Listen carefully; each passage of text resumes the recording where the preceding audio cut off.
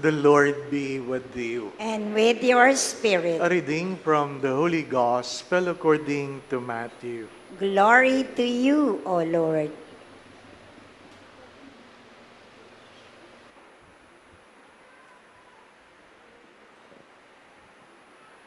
Jesus took Peter, James, and John, his brother, and led them up a high mountain by themselves.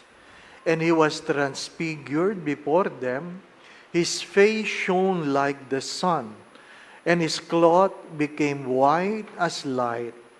And behold, Moses and Elijah appeared to them, conversing with him. Then Peter said to Jesus in reply, Lord, it is good that we are here.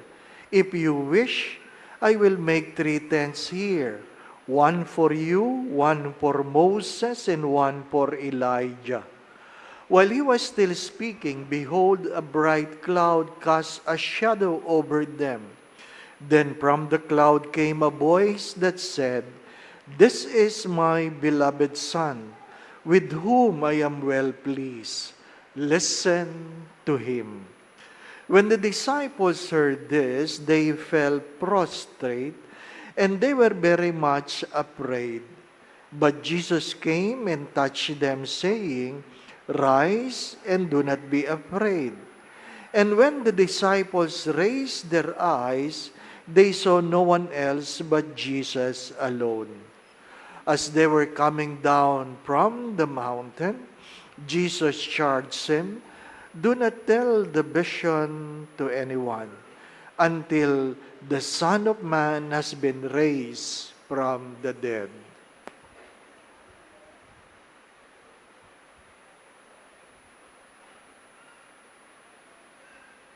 Brothers and sisters, the Gospel of the Lord. Praise to you, Lord Jesus Christ.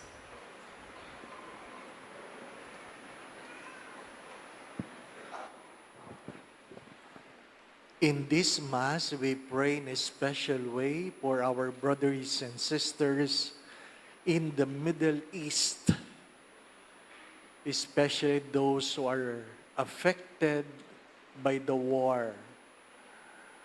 We pray for their safety, we pray for their family. Binibiro ko yung mga taga Dubai because I have a scheduled Mission Filipino in October next year. Ano po? Sabi ko sa kanila, ano ba naman meron kayo? Nung first time niyo akong in-invite, may COVID. Nung second time niyo akong in-invite, na-stroke ako. Ngayong pangatlo, may gera na kayo. Ano ba naman? Di po ba, no? Sabi, tapos na yan, Father, tapos na.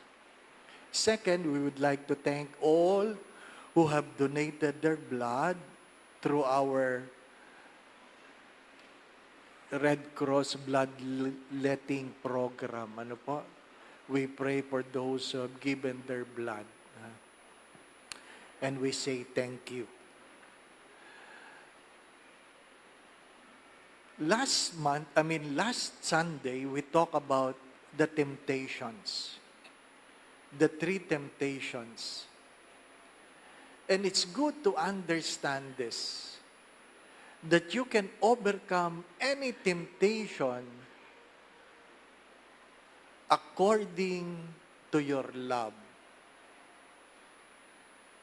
You can overcome any temptation because of love. Not because of knowledge, not because of strength, but because of love.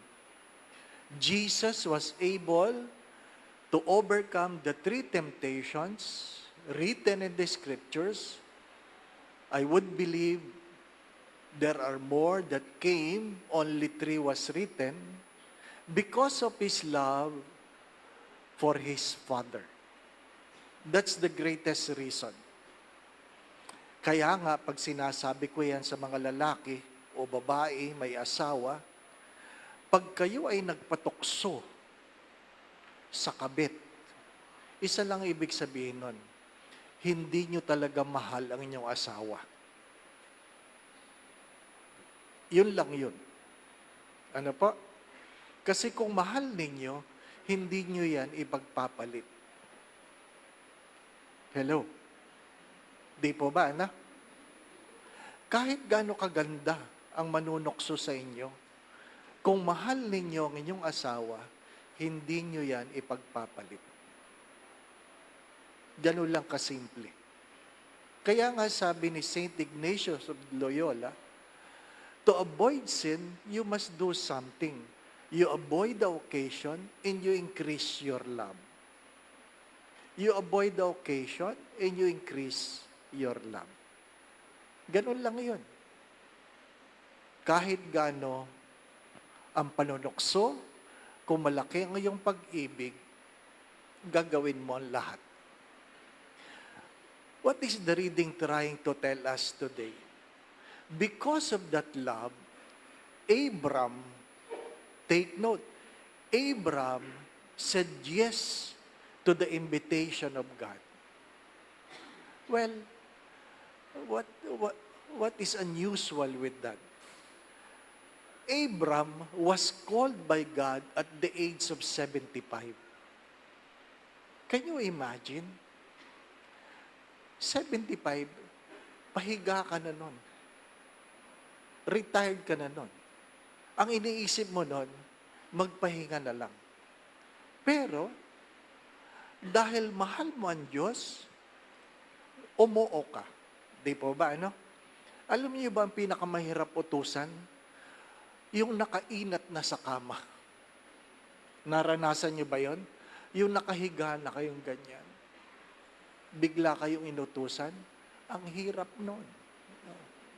Oo. Pag-ibig talagang dahilan. Di po ba, ano? Inis na inis ako sa aso ko na kung kailan nakahiga na akong ganyan, pinatay mo ng ilaw, biglang magpupupo.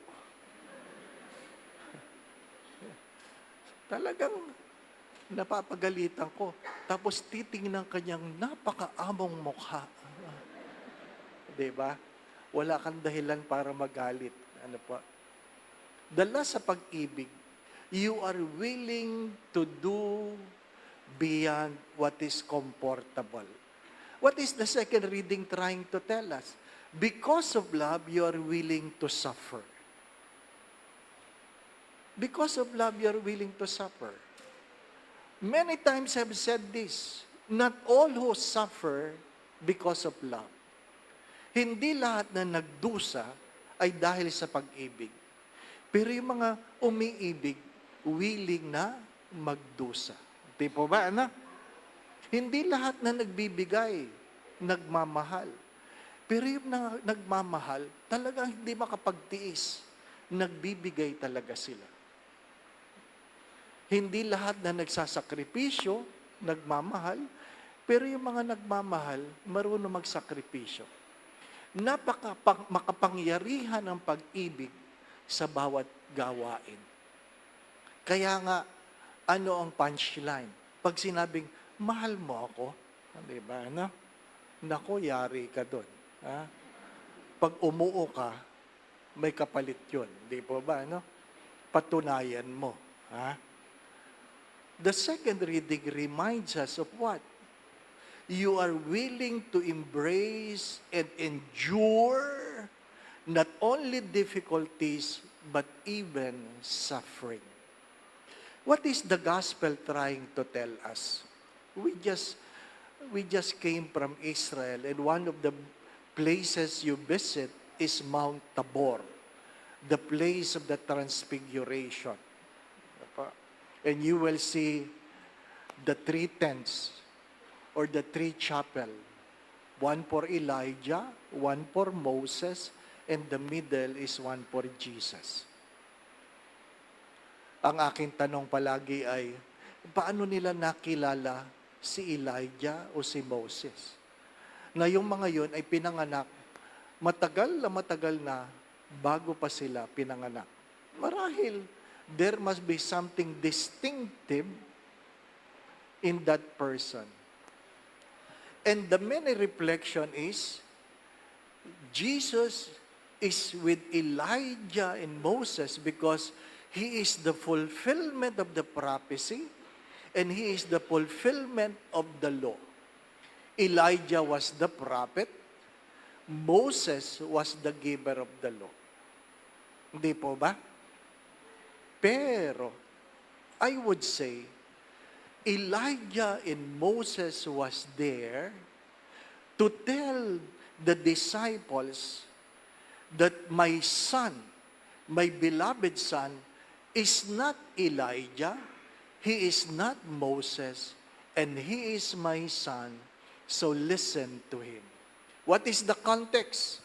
Because Jesus asked them, who do people say that I am? You are one of the prophets. You are Elijah. Di po ba? So, in that situation, in that occurrence, the Father affirmed Jesus that He is my beloved Son.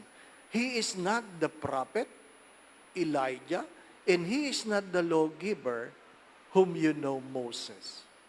He is my beloved Son. So, you listen to Him. My dear friends, my brothers and sisters, pag sinabing beloved, wala nang iba. Wala nang ibang minamahal ang Ama maliban kay Jesus at wala nang ibang nagmamahal kay Jesus maliban sa Ama.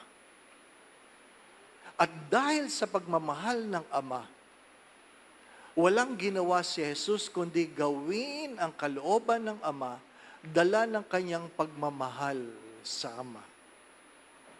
Dala ng kanyang pagmamahal sa Kanya. Ano ang hamon sa Kwaresma? Naway gawin natin ang mga bagay, hindi dahil ito'y hinihingi, hindi dahil ito'y inaasahan, hindi dahil ito ang makabubuti, kundi dala ng pagmamahal. There are a lot of things we fail to do out of love. Minsan, ginagawa natin dahil tayo natatakot lang. Mga minamahal na mga kapatid, pag tinuruan mo ang bata na gawin ng may pagmamahal habang sila'y maliliit, you inculcate to them the value rather than the price. They will grow up appreciating the experience rather than the things they receive.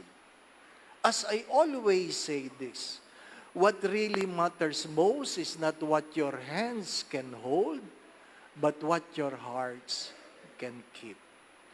Anumang mahal na bagay na meron kayo, pagdating ng araw, magiging walang halaga yan. Magsabi kayo. Anumang mahal na bagay, magsabi kayo. Ha? Isipin nyo na, ano kaya ang mahal na bagay? Na pagdating ng araw, lahat yan ay walang halaga. Kahit gaano kamahal ang sasakyan mo. Ano pa? Nagda-drive kami. Nakasakay kami. Yung aming driver, sa pilgrimage, naging kaibigan ko na. Siyang may-ari ng bus company. At merong sasakyan sa harapan namin. Sasakyan. At sabi niya sa akin, that is the new car. Tinignan ko. Ang ganda nga naman. Sabi niya, that is a very expensive car. You can buy 2 buses with that car. At sabi ko, really? Sabi, how much that car cost? Nung tiningnan namin sa Google, yung presyo ng kotse, 12.9 million. If you buy it in Israel, you will put 200,000 tax over it. Iniisip ko, bumili ka na lang ng kondo, di po ba? Ano? lagyan mo na lang gulong. At least, kondo ang tumatakbo, di po ba? Ano? Ah? But people really buy something expensive. Walang pinagkaiba sa relo yan. Kahit gaano kamahal ang relo, parehas lang ang oras. Di po ba, ano? Parehas lang ang oras. Mananabi ako, ha? Huwag magagalit yung mga babae, ha? Huwag magagalit, ha? Nakapila ako minsan sa Watson. Ano po? Ha? May 2 babae doon. Ang ingay. Ha? Ang ingay. Kwentuhan. Sabi, sale ang lipstick. Sale ang lipstick. So ako naman, wala naman ako asawa, pero interesado ako. Ano ba itong pinagkukwentuhang lipstick? Ano po? Ha? 50%. Sabi niya, ang lipstick na yan, 2,000. Sabi ko, grabe. Ang mahal naman ang lipstick na. Di ba? So, sinisilip kong ganyan yung lipstick. Kaya sila pumibili kasi 50% discount. Ano po? Ang malungkot na kwento ay nung nagbabayad na ako, tinitingnan ko sila. Pangit naman ang labi. Sobra ka naman tumawa.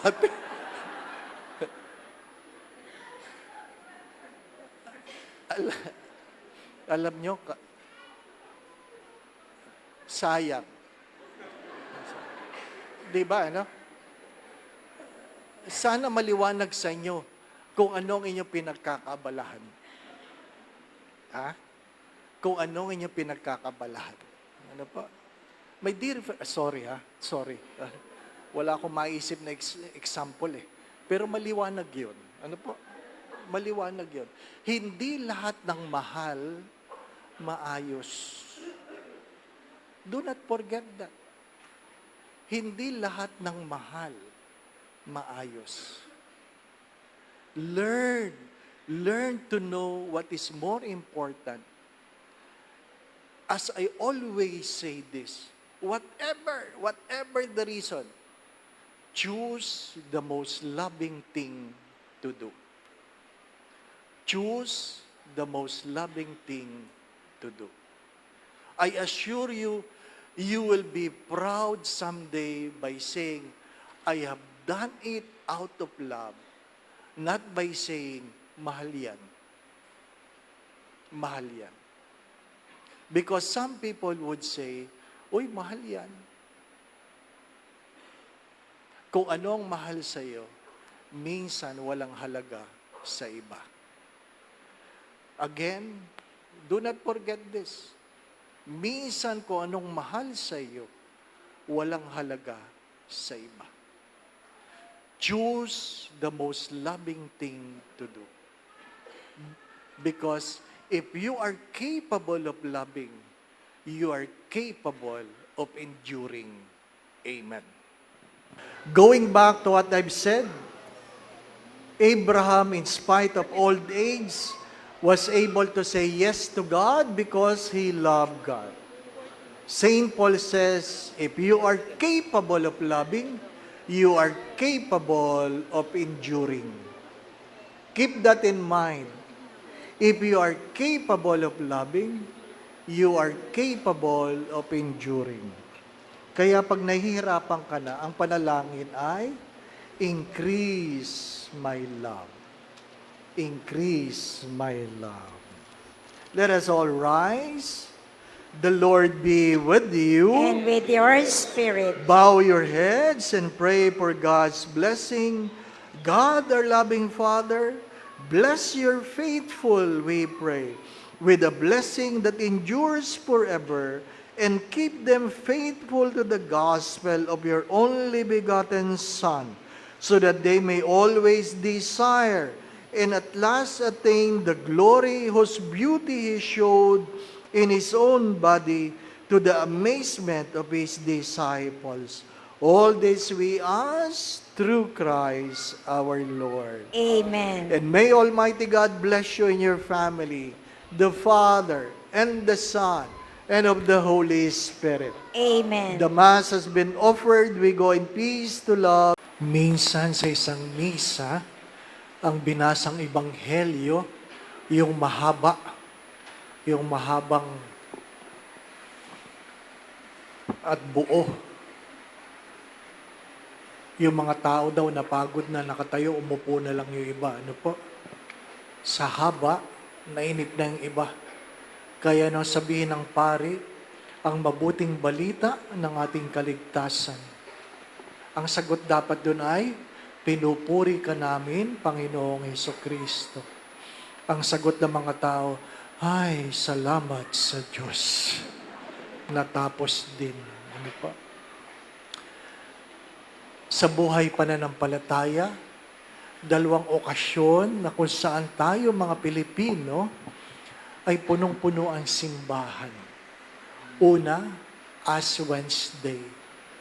Ikalawa, Linggo ng Palaspas. Ano pa? Kahit hindi magsimba, malagyan lang ng krus, pwede na. Hindi po ba? Ano? Ngayon naman, kahit hindi rin magsimba, mabless lang ang palaspas, pwede na. Mga minamahal na mga kapatid, putulin niyo man ang buong niyog, kunin niyo man ang lahat ng dahon, ang palaspas na yan, hindi kayo ililigtas. Ano po? Naiiwan tayo sa ritual, pero walang pagbabagong buhay ang marami. Walang pagbabagong buhay ang marami. Every time I go to the Holy Land and celebrate my masses, one of them is in Bethpage, Bethphage. Beth means house, page means unripe pigs. Ang hilaw na igos. Ang bahay ng hilaw na igos. Doon nagsimula. Bakit? Dahil hilaw nga eh. May hinog ba? Hindi mo alam. Tayo, mahilig tayo sa kalboro. Kukunin mo ng hilaw, sa kalboro mo na lang pahihinugin. Tapos umaasa kang maging matamis. Mga minamahal na mga kapatid, may mga bagay na hindi pwedeng madaliin. Pero nagmamadali tayo kasi kulang ang ating pasyensya. Kulang ang pasyensya. Sabi ko nga kanina, I'm sure pagkatapos ng misa, may lalapit, magpapabless ng palaspas. Ano pa? Sigurado ako. Sanay na ako dyan. Kaya mamaya, pagkatapos ng misa, tatawagin ko yung hindi na-bless ang palaspas. Punta tayo ditong lahat sa harap. At kami ay magpro-prosesyon sa Ayala. Ano po? At sasabihin, ito ang mga late. Ano po? Ito ang mga late. Ano? Hindi ko alam kung lalapit sila.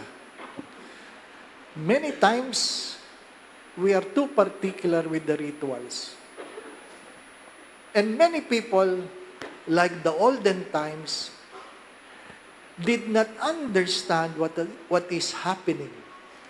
Many of them, I believe, failed to recognize Jesus.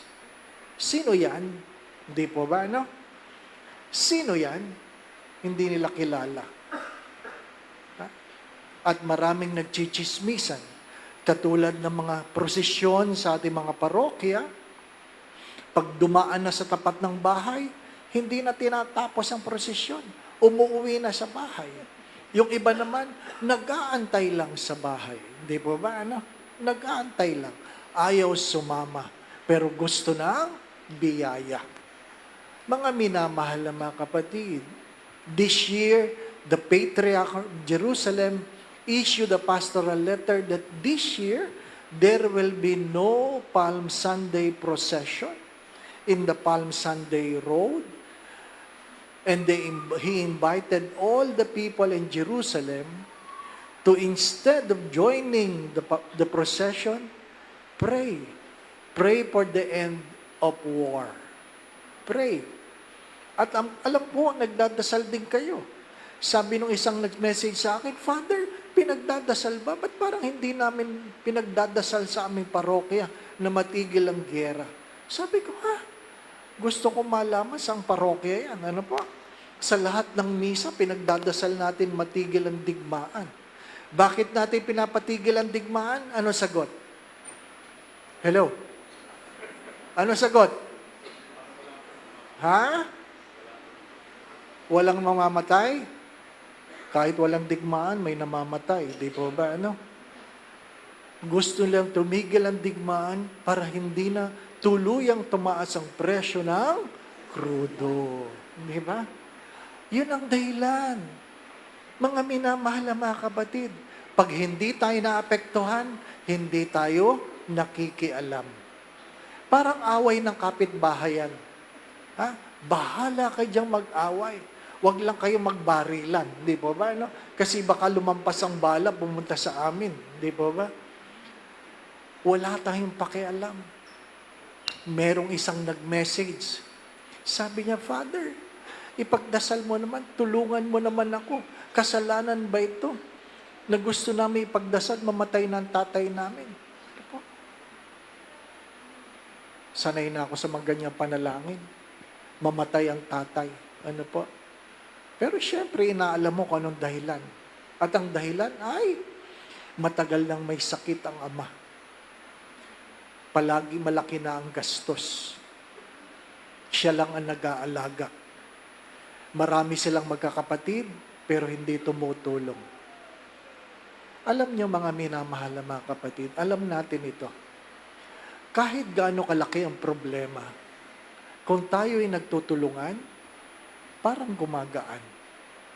Pero kung ang problema kahit magaan, ikaw lang ang gumagawa, parang sobrang bigat. Di po ba, ano? Paulit-ulit ko itong sinasabi. Walang magulang na nagrereklamo dahil lang mayroon siyang pinapalaking 5 anak. Meron ba? Walang magulang na nagrereklamo dahil nagpapalaki siya ng 5 anak. Pero, bakit yung 5 anak nagrereklamo, sino mag-aalaga sa iisang magulang? Hello? Naintindihan po ba niyo ako? Meron bang mga magulang sa inyo nagreklamo na meron kayo 5 anak? 7 anak, 8 anak, na pinag-aaral, wala kayong maipon, na pag may sakit, kayo nagsasabi, Lord, sana ako na lang may sakit. Di ba? Yan ang magulang. At nang nakatapos sa mga anak, wala kang naipon, matanda ka na, meron kang karamdaman, pinagtataboyan ka, para bagang ikaw ay may keto, na walang gustong kumalinga. Mga minamahal na mga kapatid, ang tunay na mananampalataya ay isinasabuhay ang buhay pananampalataya unang-una sa loob ng tahanan. Maraming madali lang sumigaw, praise the Lord, praise the Lord. Madali lang yan. Pero, pag may pangangailangan, doon tayo, sabi nga'y nasusubukan. Hindi lahat na nagbibigay, nagmamahal. May mga anak na nagsasabing, bigyan mo na yan para umalis. Bigyan mo na yan para tumahimik. Di po ba, ano? Marami. Kaya maraming magulang na may sakit, hindi na nagkukwento kasi ayaw makaabala sa mga anak. Mga anak, ang aking paalala, tatanda rin kayo. Ikalawang paalala, magkakasakit din kayo. Hari nawa, may maglibing sa inyo. Di po ba, anak? Sabi nga sa kaparian, bago ka magkasakit, isulat mo na sa last will and testament mo, kahon o garapon. Di po ba, ano? Kahon, may kabao. Garapon, cremated. Sigurado ako, nanay, ikaw, anak, madamot ka sa sarili mong magulang, garapon ka. Garapon. At hindi ko alam kung meron kang paglalagyan. Sapagkat kung anong iyong tinanim, siyang iyong aanihin. Tandaan niyo yan. The only law with a promise is to honor your mother and father. The only law. That's why one of our greatest sin, children, is to disregard our parents. Ang malaki nating kasalanan, mga anak, ay yung pabayaan ng sarili nating mga magulang. Hindi nag-ipon yan dahil ginastos lahat sa iyo. Sa luho mo, na kung saan ayaw mong pumasok dahil hindi bago ang iyong sapatos. Hindi bago ang iyong damit. Ayaw nating tingnan ang ating mga sarili. Dalawang tanong, nakita mo ba ito? Ikalawa, naiintindihan mo ba ito? Yung mga pinagaling, sila din mismo nagsabing, ipako siya sa krus. Marami doon pinakain. Bahagi yan sa 5,000, 4,000, 3,000 pinakain. Dahil sunod na sunod, dahil may karamdaman. Ano sabi ko? Ang utang na loob ay hindi mababayaran. Ang utang na loob ay tinatanaw. Ang malungkot na kwento ay sa sariling pamilya, maraming nagdadasal, maraming nagsisimba, ngunit maraming nagpapabaya. Mahirap yung nanonood lang tayo, pero ayaw nating makibahagi. May 2 bata doon, habang binabasa ko yung dapat basahin, naku, naiinip na. Gusto na nilang i-bless ang kanilang palaspas. Ano po? Ano bang gagawin nyo dyan sa palaspas na yan? Ha? Hello? Anong gagawin ninyo? Ha? Ano nga ba? Di ba? Ano nga bang gagawin? At sa iba sa inyo, ilalagay sa pinto ng bahay. Di ba ilalagay sa pinto ng bahay. Para saan? Para hindi makapasok ang masamang espiritu. Di po ba, Tama naman. Ang problema yan, paglagay ninyo, yung nasa loob, di na rin makakalabas. Sama-sama kayong lahat sa loob. Sama-sama kayo. Ano po? Kaya sana, bago nyo ilagay yan sa pinto, iwas-iwas nyo muna sa loob at lumabas kayong lahat. At hindi na rin kayo makakapasok. Naiwan tayo sa ritual. Anumang pananampalataya na walang pag-ibig ay hindi tunay na pananampalataya. Higit sa lahat, ang pananampalataya na nagpapabaya sa sariling pamilya ay hindi tunay na pananampalataya. Itanong mo, kuya, itanong mo, ate, nakita mo ba? Naintindihan mo ba ang iyong ginagawa? Amen. Going back to what I've said, an authentic Christian life is a life rooted in love. Ang tunay na pananampalataya ay pananampalataya na kaugat sa pagmamahal. Hindi ito paghusga, pero maganda itong pakinggan.